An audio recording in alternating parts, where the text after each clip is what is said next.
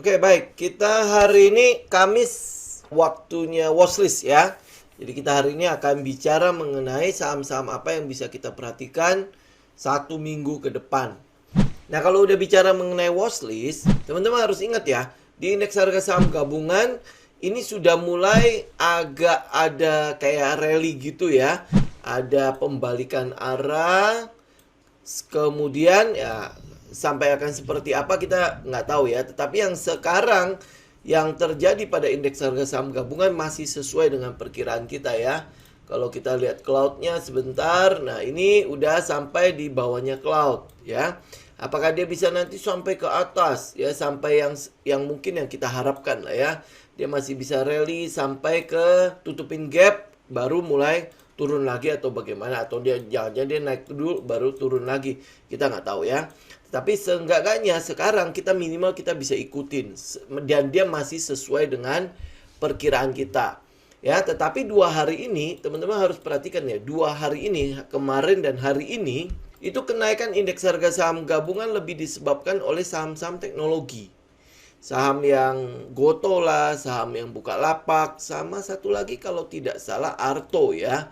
Jadi mereka memanfaatkan saham-saham yang punya kapitalisasi besar dan yang punya free float yang besar untuk yang kita bilang itu buat naikin indeks harga saham gabungan, sehingga teman-teman nggak merasa bahwa wah seperti dalam keadaan fear yang berlebihan. Bener ya?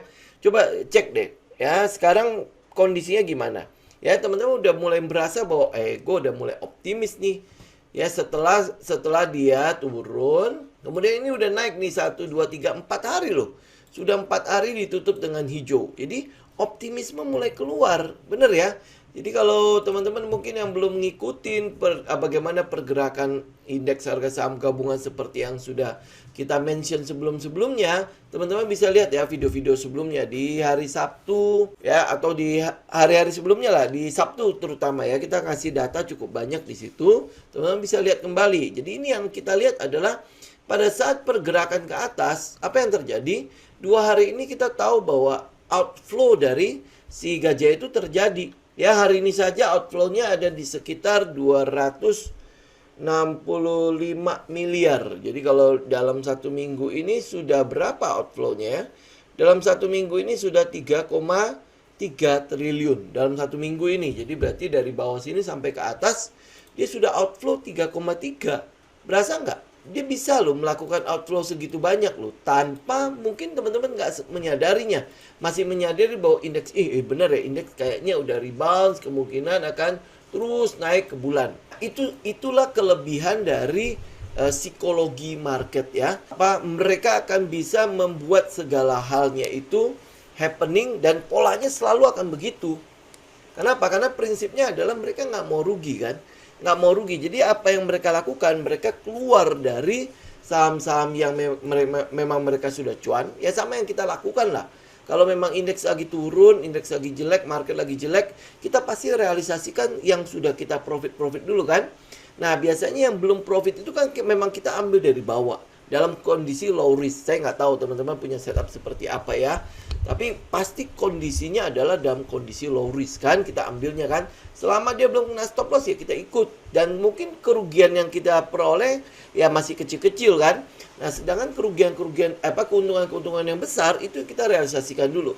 Nah cuannya kita bisa ambil lagi dari bawah, harga saham-saham yang di harga bawah. Betul? Nah ini yang sedang dilakukan oleh si market maker. Dan percaya nggak percaya, tapi ini yang terjadi pada market saat ini. Nah kita lihat kalau bagaimana dengan besok. Besok itu hari Jumat ya, mungkin akan ada taking profit. Dan kalau teman-teman mungkin nanti kita akan lihat ini di hari Jumat ya, di hari Sabtu ya data ini ya. Data ini adalah Jakarta Seasonal Index, itu bahasa kerennya ya, Jakarta Seasonal Index.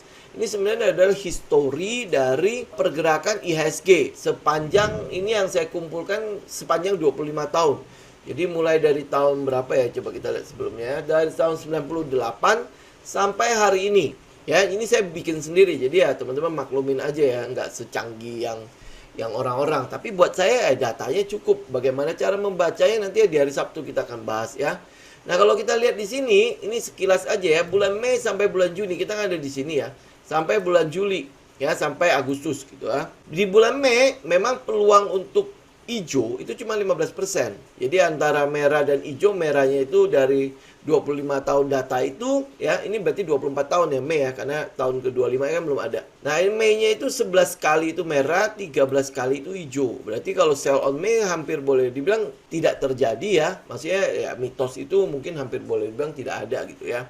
Tapi ada peluang untuk ditutup hijau dalam 15%-nya ada peluang ya. Dan kita lihat dari 24 tahun itu ditutup hijaunya lebih banyak 13 kali dibandingkan dengan bulan Mei. Tapi ya memang jelek ya, memang jelek. Kita akui memang jelek di bulan Mei. Nah, kalau Mei jatuhnya cukup tajam, biasanya Juni itu ada rebounds. Ya, rebounds ini ada 40% di kemungkinan besar ditutup dengan hijau. 40%. Jadi hijau itu jangan teman-teman bayangkan mungkin di sepanjang bulan itu akan hijau ya. Enggak ya. Maksudnya setiap hari dia akan hijau terus, enggak. Dia bisa gonjang-ganjing, tapi at the end itu ditutup dengan hijau. Jadi artinya pergerakan indeks harga saham gabungannya ditutup lebih tinggi daripada bulan lalu. Nah, itu hijau ya maksudnya ya. Kemudian lihat bulan Juli. Bulan Juli itu ada 67%-nya hijau. 67, berarti kemungkinan besar pada bulan Juli kita mungkin akan mendapatkan market yang bagus lah. Saya nggak tahu kalau indeks harga saham gabungannya akan seperti apa. Bisa jadi ya. Bisa jadi dia udah turun, ya bisa jadi loh ya. Dia bisa turun. Nah, kemudian bulan Juli itu dia naik, rebound, retest ke support yang ditembus ya, yang akhirnya menjadi resisten dari pergerakan harga. Kemudian Agustus baru dia mulai turun lagi. Nanti mungkin sampai akhir tahun November, Desember ya baru akan hijau lagi. Nah, untuk data ini nanti kita bahas di hari Sabtu ya. Nah, ini yang kita lihat dari indeks harga saham gabungan. Jadi mungkin ya sampai bulan Agustus kayak kita masih akan melihat ada gonjang-ganjing dari market lah ya. Nah, berita gembira yang baru terjadi hari ini, berita gembiranya ya, mungkin teman-teman juga udah tahu lah ya. Breaking news-nya itu adalah pada tanggal 23 Mei, berarti hari Senin mendatang, CPO itu mulai dibuka. Ya, ini mungkin sama dengan apa yang sudah kita mention ya di grup tele ya. Di tadi pagi saya udah minta teman-teman untuk mulai memperhatikan yang namanya CPO. Nah, saham-saham CPO, kenapa kita mulai perhatikan? Saham-saham CPO itu udah ada di sekitar supportnya. Kita mulai misalnya dari LSIP. Ya, LSIP tadi pagi kan kalau saya posting, ini kan hari ini kan, posting masih di sini kan. Ya kan, masih di area-area sekitar support di sini. Ya, support ini masih ada di sekitar itulah ya. Nah, menjelang sore dia naik ya. Mungkin mereka udah tahu duluan kan. Nah, ini LSIP. Jadi ya teman-teman bisa perhatikan karena kemungkinan besar kalau sampai market merespon, ini mungkin akan gap up di hari Senin. Atau jangan-jangan besok juga udah terjadi karena Senin kan udah dibuka. Bisa jadi gap up, bisa juga mereka mungkin udah price in malah ya. Tetapi ini sebuah kejutan ya. Kita nggak tahu apakah karena demo dari CPO itu berhasil ya, petani-petani sawit itu berhasil, atau sebenarnya pemerintah juga takut kehilangan momentum surplus dari neraca perdagangannya. Kita nggak tahu ya. Pokoknya intinya adalah CPO sudah mulai dibuka. Nah, apakah harga minyak goreng sudah stabil atau tidak? Kita juga nggak tahu ya. Teman-teman ceklah di lapangan ya. Tapi yang pasti adalah mereka ada di support. Ini saham-saham CPO. Ada lagi Ali. Ali mungkin agak gantung ya. Dia nggak di support, nggak di resisten juga. Jadi agak gantung. Jadi mungkin saja besok dia juga akan gap ya. Nah, tapi ya teman-teman bisa perhatikan resisten-resistennya. Kayak Ali masih di 12.800 sampai sekitar berapa ini 13.000 ya. Ya, sampai 13.000. Jadi teman-teman masih, kalau Ali karena gantung ya, kita nggak bisa bilang buy on weakness juga kan. Jadi teman-teman tungguin dia breakout sekitar 13.000. Nah, LSIP juga sama ya. Kalau teman-teman ambil hari ini berarti teman-teman buy on weakness kan. Nah, ini ada peluang dia mungkin akan gap. Jadi ya dari kalau teman-teman nggak berhasil ngejar atau mungkin nggak mencicilnya tadi ya, berarti teman-teman lakukan dia tunggu dia breakout. Jadi lebih baik tunggu dia breakout aja. Jadi kita bisa lihat ya pergerakannya akan seperti apa. Kenapa? Market juga masih gonjang-ganjing kok. Ya, apakah dia bisa ngelawan market ya, naik dari sektornya sendiri, atau sebenarnya dia akan bergabung karena CPO itu kan sekarang ada di non cyclical ya. Non cyclical secara rotasi sektoral yang udah kita bahas di hari Sabtu kemarin, ini memang adalah incaran kalau siklus marketnya, siklus ekonomi, siklus pergerakan ekonominya itu mulai bergeser kepada penurunan ya. Ada mulai dari atas ini ya, mulai bergerak turun. Nah, kalau dia mulai bergerak turun artinya ada perlambatan pada perekonomian, maka sektor non cyclical terutama untuk saham-saham consumer itu kan akan diincar kan. Nah, kebetulan lagi minyak goreng itu termasuk salah satu kebutuhan pokok ya. Bener ya. Kalau enggak mungkin pemerintah mau sampai campur tangan melarang ekspor untuk memperbanyak ya pasokan atau suplai minyak goreng yang ada di pasar ya kan. Nah, jadi teman-teman mungkin bisa perhatikan karena momennya mungkin pas ya mendorong sektor itu untuk naik ya. Nah, kemudian di situ ada TAPG. TAPG kan kita masih tunggu berapa ya, di 720-an ya. Nih, TAPG mungkin agak-agak berbeda dengan yang lain.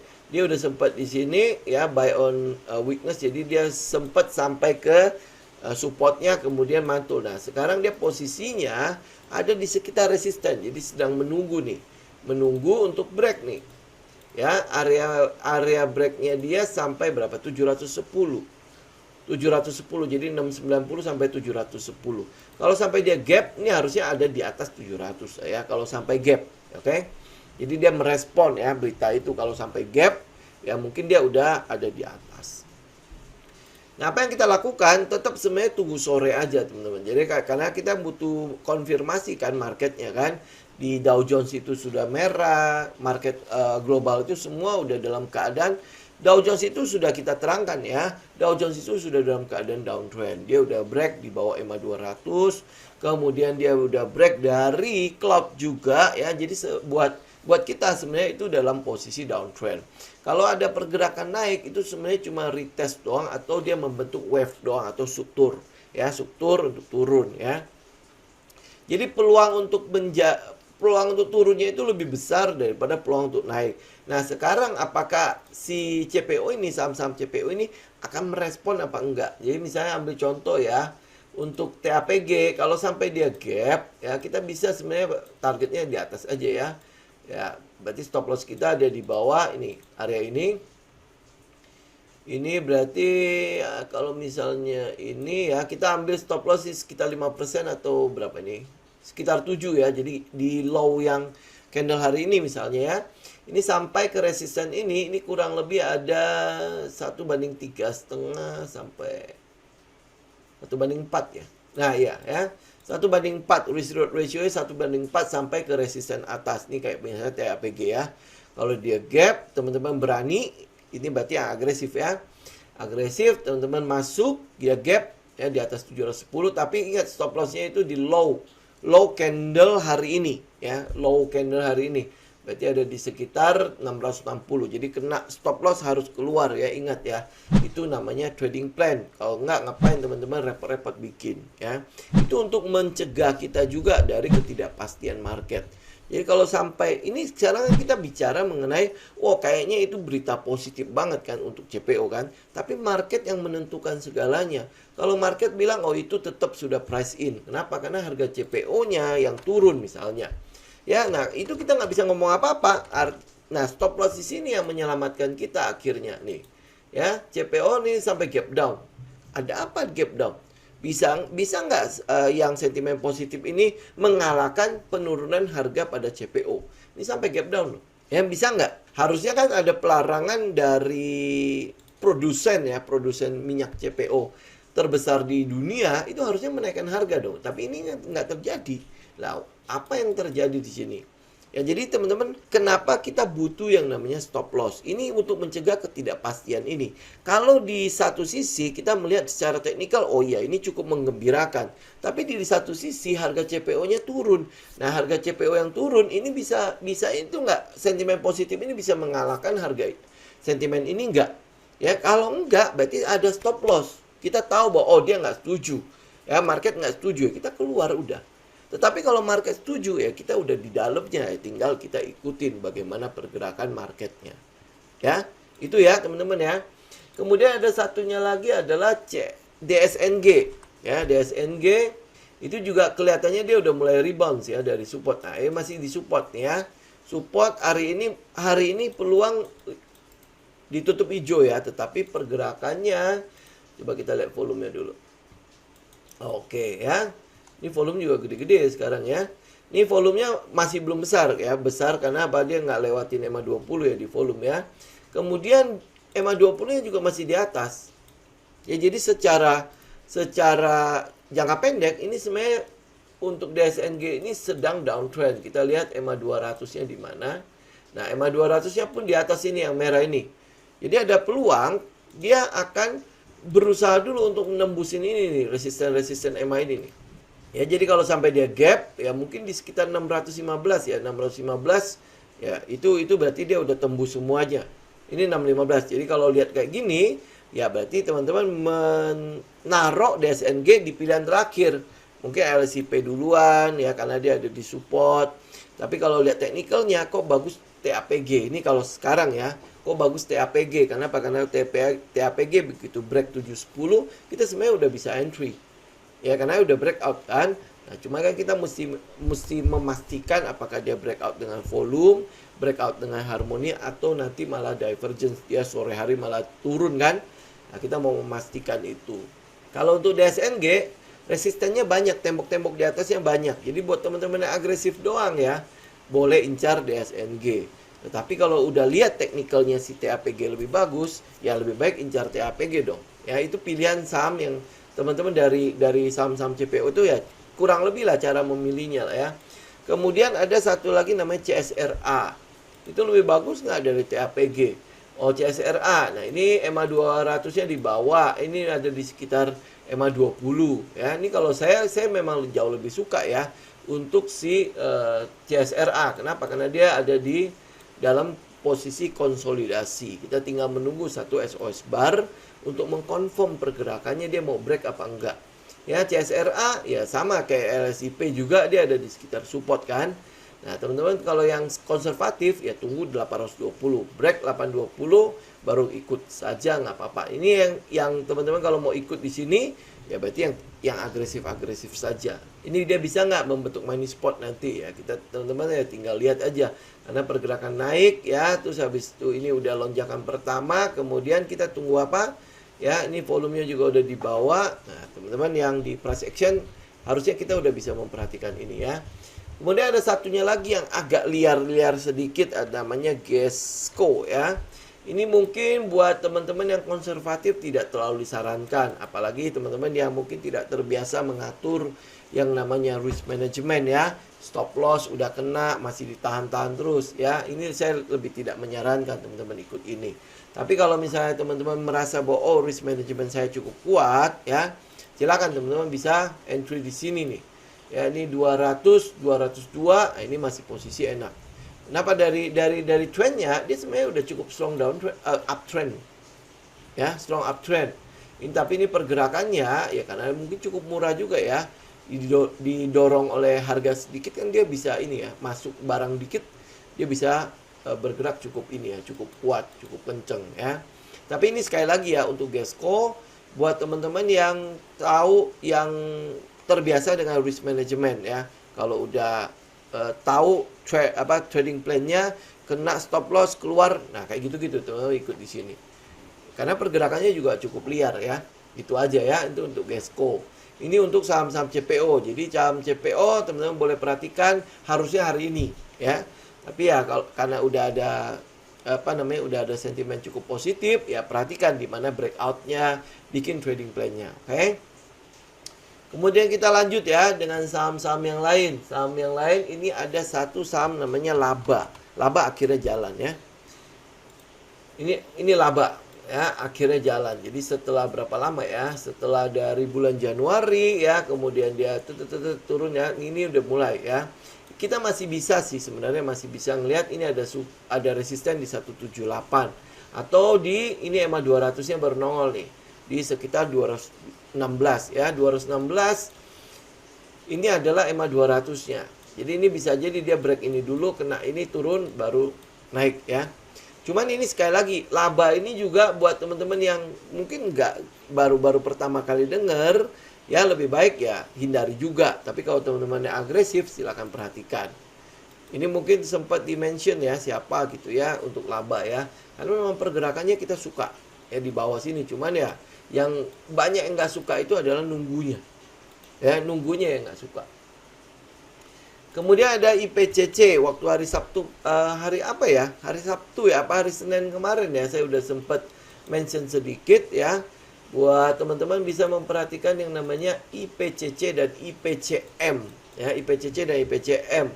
Ini IPCC, ini kan dia udah breakout ya, break dari ini nih ya, dari triangle ini dia udah break. Nah sekarang dia nunggu. Tahu nggak teman-teman ya, ini saya mungkin kasih satu berita cukup positif untuk si apa namanya IPCC dan IPCM ya. Dari SWF atau INA, INA ya, SWF Indonesia itu kalau tidak salah baru mendapatkan kontrak untuk mengembangkan ini ya, mengembangkan pelabuhan ya, kalau tidak salah ya. Teman-teman cek lagi ya. Tapi ini kontraknya kalau tidak salah sudah dari awal tahun ini saya kayaknya juga sempat share kok di tele kalau tidak salah ya. Jadi teman-teman boleh perhatikan ini. Buat teman-teman yang agresif, ini kan kita bisa buy on sekitar support ya. Ini teman-teman bisa lakukan cicilan. Tapi buat teman-teman yang konservatif, tunggu break 600. Tapi kalau teman-teman mungkin udah sempat buy daerah sini dan masih hold sampai sekarang, ya berarti udah teman-teman hold lagi.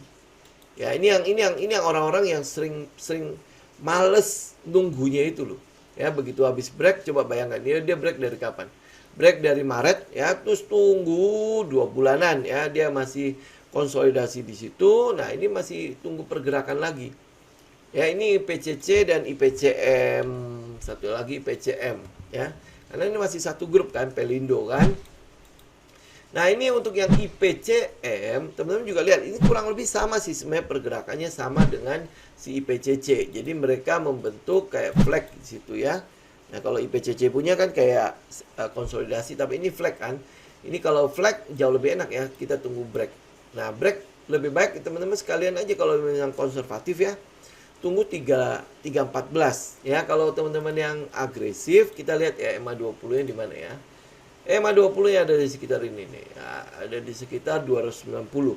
Jadi kalau teman-teman buy di EMA 20 290, ya stop loss teman-teman ada di bawah sini nih.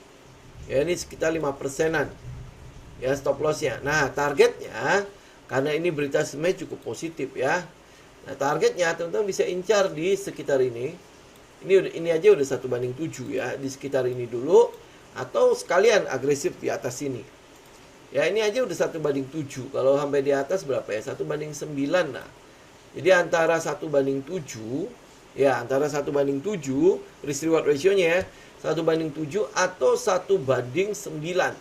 Ya, ini berarti ada sekitar 50% potensinya untuk IPCM ya. IPCC teman-teman bikin sendiri lah ya trading plan-nya ya.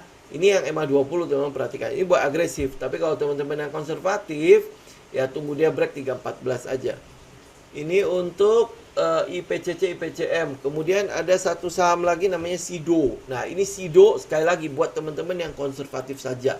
Karena jalannya lelet, ya jalannya pelan-pelan. Kita mungkin sama dengan sektoral rotasinya ya. Nah, kalau SIDO, ini kan dia lebih ke arah ini ya, herbal dan lain sebagainya. Jadi nggak ada urusan soal gandum-ganduman. Nah, jadi mungkin ini jauh lebih aman ya. Sama kayak Unilever lah. Unilever juga tidak ada gandum-ganduman kan. Dia lebih ke arah CPO. Dia lebih ke arah apa ya, alat-alat rumah, bukan alat rumah tangga, alat pembersih, terus kosmetik dan lain sebagainya. Itu mungkin lebih aman ya daripada sentimen gandum-ganduman ya. Nah, tapi kita lihat dulu ya untuk SIDO ya. SIDO teman-teman bisa tungguin 975. Harusnya sih bisa masuk hari ini ya. Tapi teman-teman tunggu dia break aja, volumenya membesar. Kemudian dia break 975, teman-teman ikut aja di situ. Tapi ingat ya, ini kan sektornya baru mulai ya. Jadi sektor non cyclical kan baru mulai ada pemasukan. Jadi ada ada rotasi sektoral dari mereka yang mungkin ada di energi, mungkin ada di batu bara, mungkin ada di apalah saham-saham apa yang sudah di atas-atas gitu ya. Nah, mereka baru mulai switching, baru mulai pindah ceritanya ke saham-saham yang defensif. Ya, jadi teman-teman ini bisa perhatikan, tapi buat teman-teman yang agresif, ingat, Sido ini bukanlah tipikal yang kalau naik tuh naik kenceng gitu ya. Terus ke atas gitu ya. Nah, buat teman-teman yang tidak senang menunggu, jangan di Sido. Ya, nanti itu apa? Berontak jiwanya. Lah kok Sido nggak kemana-mana? Kok Sido nggak naik-naik gitu ya? Nah, jadi cari yang sesuai dengan karakternya. Kalau Sido buat teman-teman yang konservatif. Jadi dia naik yang pelan-pelan, ya, you cicil lah dari sekarang. Oke, kemudian ada Akra. Ya, Akra. Ya, Akra. Teman-teman kalau mau lihat, ini kan sebenarnya pergerakannya udah cukup tinggi ya. Pergerakannya udah lumayan tinggi. Tapi kalau misalnya teman-teman mau swing di Akra, pertama ini sebenarnya kan ini kita buy on weakness ya di area sekitar 520. Ya, nah kalau teman-teman dia bisa turun lagi ke situ, buy di sekitar 970 sampai 1025 itu buy di situ. Atau buat teman-teman yang konservatif, tunggu dia break 1120. 1120 ya teman-teman swing ke atas ya. Swing, ingat ya, teman-teman tentukan karena si Akra ini ya, ini resistennya itu kurang lebih di sini nih. Ini nggak tahu udah cukup dekat belum di sekitar ini sama ini. Jadi kalau teman-teman buy di sekitar ini 1120 ya, berarti stop lossnya kan di bawah sini ya. Ya, nah teman-teman swing sampai ke sini doang atau sampai ke sini. Jadi sampai ke resistennya saja. Ini yang kita lakukan ya buat swing-swingan ya. Karena kita nggak keep lagi untuk panjang karena memang kondisi marketnya masih seperti itu. Jadi belum aman buat kita untuk keep ya. Jadi buat swing saja. Jadi buy on breakout atau buy di support, sell di resisten ya, kurang lebih itu swingnya. Kemudian kita lihat satunya lagi adalah Nelly. Ya, Nelly. Ini mungkin pelayaran yang ketinggalan. Pelayaran. Temas sudah naik, SMDR sudah naik, PSSI sudah naik. Nah, Nelly belum. Ya, jadi ini yang kita lihat ya. Dia break 334, maka dia akan lanjut. Ya, nah ini sama juga. Kita cuman melakukan swing saja. Berarti swing teman-teman ya, ambillah resisten di sini. Ya, ada sekitar 450 atau mungkin ya kalau sampai ke shadow-nya itu sekitar 500. Jadi kita ambillah swing di situ aja ya. Kalau teman-teman yang di alumni ya, ikuti aja dengan VSA-nya. Kemudian kalau dia terjadi yang namanya divergence, ya kita keluar dulu ya. Dia pasti akan turun. Nanti kita beli lagi di support untuk ikut lagi. Oke, itu Nelly. Kemudian yang terakhir ya, terakhir itu adalah Bina. Bina itu adalah Bank Ina. Ya, Bina. Ini kan kita udah pernah mention ya, kita mau tunggu dia breakout. Nah, sekarang dia ada di sekitar itu tuh. Ya, ini pertanda apa? Setelah dia naik, nah ini dia sedang istirahat nih. Istirahat untuk naik lagi atau untuk turun. Ya, ini teman-teman perhatikan. Jadi kalau dia break, nah break teman-teman ikut. Ya, ikut. Ini Ina mungkin akan didorong oleh corporate action. Ya, dia bentar lagi akan ada right issue. Ya, right issue ya, teman-teman tinggal ikutin. Tapi teknikalnya kita lihat nih ya, area sekitar 3.890. Atau kalau teman-teman mau ambil lebih awal di sekitar 3.860. Jadi dia break itu, teman-teman ikut. Ya, pertama dia pasti akan retest sampai ke 4.400. Jadi kalau kita ambil ya, ini ambil ya, ambil. Stop loss teman-teman ada di bawah sini. Targetnya di sini 1 banding 2,5, 1 banding 2 lah ya. Ya, 1 banding 2,5 kali. Ya, ini sekitar gini lah. 1 banding 2,5. Ya, stop loss kita ada di sekitar 6%. Ya, berarti 1 banding 2,5 itu kurang lebih 13-14%. Nah, saya mau tutup ya teman-teman ya untuk hari ini ya. Kemarin ada yang nanya, nih kalau berapa sih uang yang cukup untuk kita melakukan trading ya. Ini mungkin sekalian saya mention ya. Yang mesti teman-teman pikirin adalah bukan cukupnya Ya, kalau kata cukup ya nggak ada kata cukupnya. Dengan uang 10 juta cukup nggak? Ya mungkin saat itu cukup. Ya, sekarang punya uang 1 M cukup nggak? Ya, atau nanti punya uang 2 M cukup nggak? Pasti tidak akan ada kata cukupnya. Ya. Nah, kalau teman-teman berbicara mengenai berapa sih modal yang harusnya saya alokasikan untuk kita melakukan trading? Ini balik lagi ke tujuannya. Tujuan teman-teman ada di trading itu seperti apa? Kita mau menghasilkan apa sih dari trading? Misalnya teman-teman punya tujuan, saya mau coba ya bagaimana dari trading itu bisa mengcover 20% dari penghasilan saya itu bisa di-cover dari trading. Oh, berarti teman-teman ngincarnya adalah setiap bulan 20% konsisten dari trading. Nah, penghasilan teman-teman berapa? Anggap misalnya 5 juta. 20%-nya berapa? 1 juta. Nah, 20% 1 juta setiap bulan, modal saya harus berapa? Ya, modal saya berarti adalah sejumlah pemasukan saya. Ya, pemasukannya berarti 5 juta ya, berarti modal teman-teman adalah segitu. Yang teman-teman kejar adalah 20%-nya.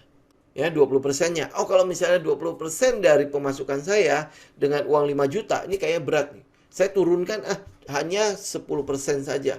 Nah, kalau teman-teman mau cuman bisa 10% setiap bulan konsistennya sekarang, berarti modal teman-teman naikin 2 kali.